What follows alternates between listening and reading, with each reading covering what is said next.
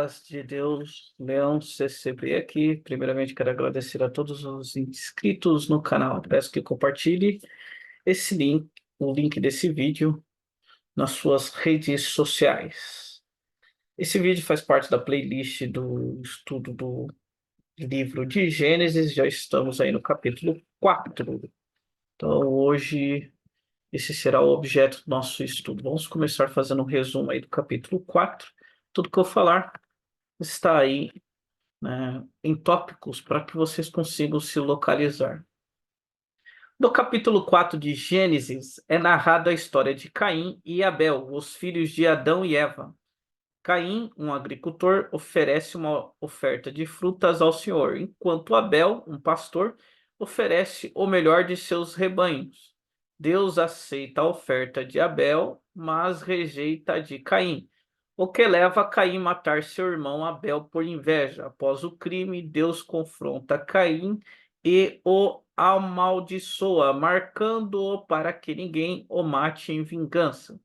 Caim então parte para o exílio, temendo por sua vida. Então aí está o resumo aí do capítulo 4. Vamos para algumas questões interessantes. Qual seria a marca que Deus colocou sobre Caim? E aí, né? Bem, a marca que Deus colocou em Caim após o assassinato de Abel vai ser um tema aí, né, com diversas interpretações. É meio complicado. A narrativa de Gênesis, do capítulo 4, versículo 15, é breve e não oferece detalhes específicos sobre a natureza da marca. Bem, o pouco que nós conseguimos saber sobre essa marca? Bem, significado de uma proteção divina. A marca é um sinal de proteção divina, impedindo que Caim fosse morto por outros. Como eu já disse, né, tem uma falta de detalhes. A Bíblia não fornece detalhes específicos sobre a marca, deixando espaço para diferentes interpretações. O texto não menciona a aparência da marca, nem como ela foi aplicada. Se é uma marca literal no corpo dele, em que parte do corpo, ou uma marca meio que espiritual. Não há nada, não há detalhes no texto. Então, vai ficar aí na questão de hipóteses. Qualquer hipótese levantada sobre essa possível marca é válida. Importância teológica. A marca de Caim serve como um lembrete da natureza pecaminosa do ser humano e das consequências do pecado. Também demonstra a misericórdia de Deus, que, ao invés de destruir Caim, o marcou para protegê-lo. Então, Deus sempre tendo misericórdia do homem, ainda que o homem se afaste de Deus, cometa erros, né? Deus lembrou Caim, ó, não deixa você se levar por esse seu desejo, né? Deus sempre alertando, mostrando misericórdia, ainda com o erro de Caim, né? Mostrou ali misericórdia para com Caim. Bem, vamos a outra questão interessante. Se o sangue não fala, como interpretar a fala em Gênesis capítulo 4, versículo 10, né? Ali está escrito o seguinte, né? Se você ler esse versículo, e disse Deus: que fizeste? A voz do sangue de teu irmão clama da terra a mim. Bem, sangue não fala, né? Como é que a gente pode interpretar esse versículo? A frase, o sangue de teu irmão clama da terra a mim, é uma expressão poética que enfatiza a gravidade do pecado de Caim e a consequência do assassinato de seu irmão Abel. Não devemos interpretar ela de maneira literal, como o sangue tivesse uma voz audível.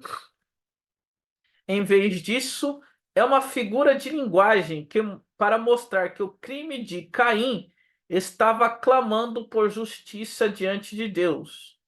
É uma maneira de enfatizar que Deus está ciente do que aconteceu e exigirá responsabilidade pelo pecado cometido. Então, qual seria essa figura de linguagem aí? Bem, essa expressão que Deus utilizou é uma metáfora, uma figura de linguagem que atribui características humanas ou animadas a algo não humano ou inanimado, neste caso, sangue. Ao dizer o sangue de teu irmão clama à terra, clama da terra a mim, a Bíblia está personificando o sangue como se ele tivesse a capacidade de clamar ou fazer um apelo a Deus por justiça. É uma forma poética e poderosa de descrever a gravidade do pecado de Caim e a necessidade de responsabilidade ante Deus. Não tem nenhum significado profundo, né? Outra questão interessante: quem eram as esposas de Caim e Sete? Você vai ver aí nesse capítulo que vai citar que Caim se casou, que Sete se casou, e aí, né? A questão de quem com quem Caim se casou, né, mais especificamente Caim, né? Ela pode ser interpretada à luz do seu contexto. Dado que Eva e Adão, né, foram os primeiros humanos, de acordo com a Bíblia,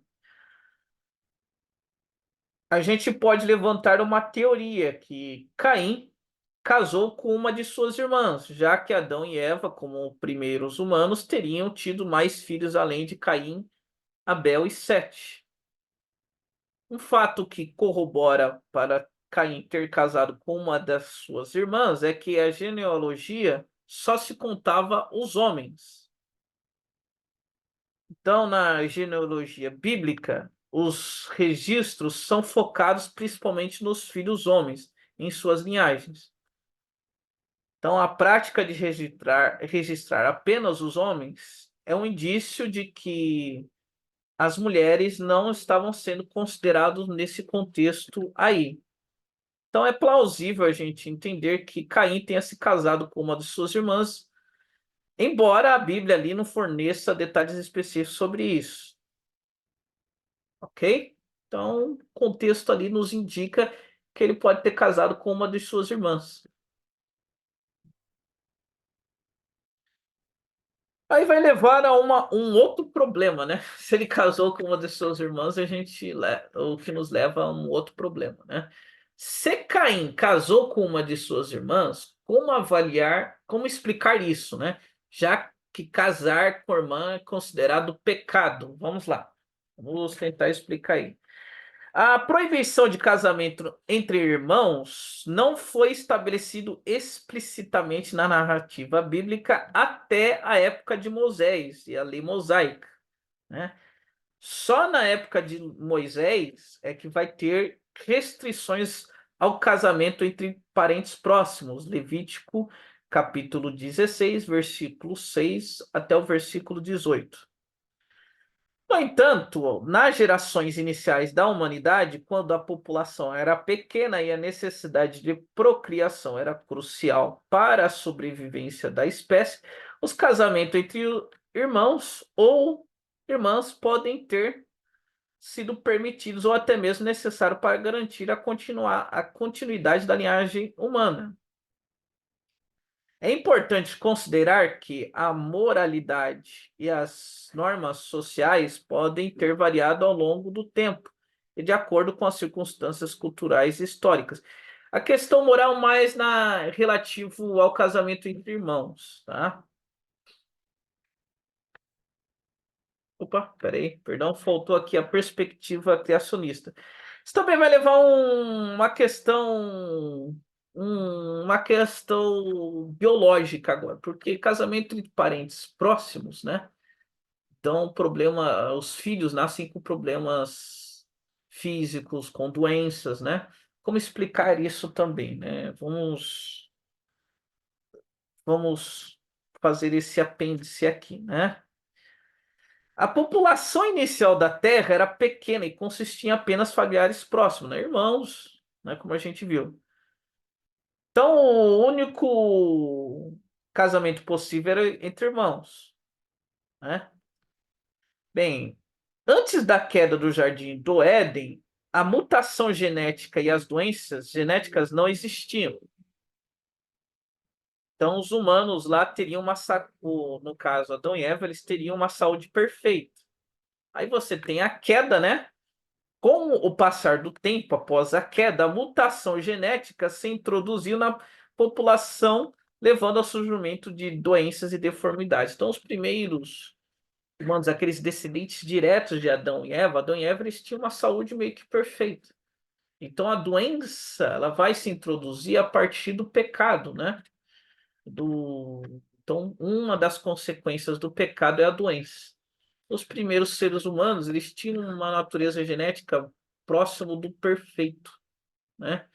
Tanto de tal que os primeiros humanos, eles viviam muito mais tempo, né? Adão viveu séculos.